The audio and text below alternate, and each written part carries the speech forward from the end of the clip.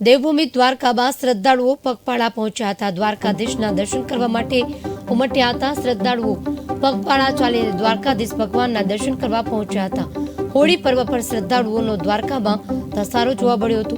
મોટી સંખ્યામાં પગપાળા ચાલીને દ્વારકા જઈ રહ્યા છે।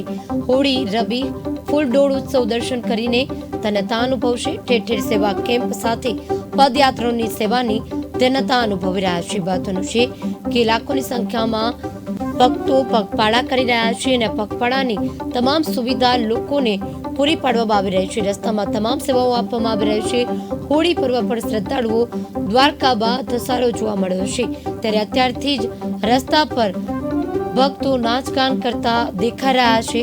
તમામ જગ્યાએ અત્યારે હોળીના પર્વને લઈને ઉત્સવમાં રંગે રંગાવા માટે ભલે પછી તે ડાકોરના ઠાકોરનું હોય કે પછી દ્વારકાધીશ હોય, તમામ જગ્યાએ કૃષ્ણના મંદિરે ઉજવણીના ભાગરૂપે ભક્તો ઉમટી પડતા હોય છે।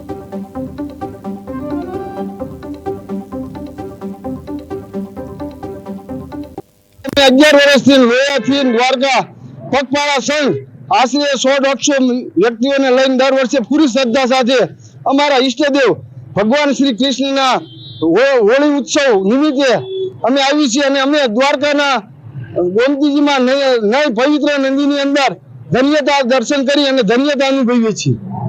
અમે હોળી ઉત્સવ ભગવાન શ્રી કૃષ્ણ સાથે ખૂબ ધૂમધામથી રમી અને મનાવીએ છીએ અને ભગવાન શ્રી કૃષ્ણ દ્વારકાધીશ અમને દર વર્ષે એવા પ્રેરણા આપે કે અમે દર વર્ષે ભગવાન શ્રી કૃષ્ણના ચરણોમાં દર્શન કરવા પધારવી હોળી નિમિત્તે। જય દ્વારકાધીશ।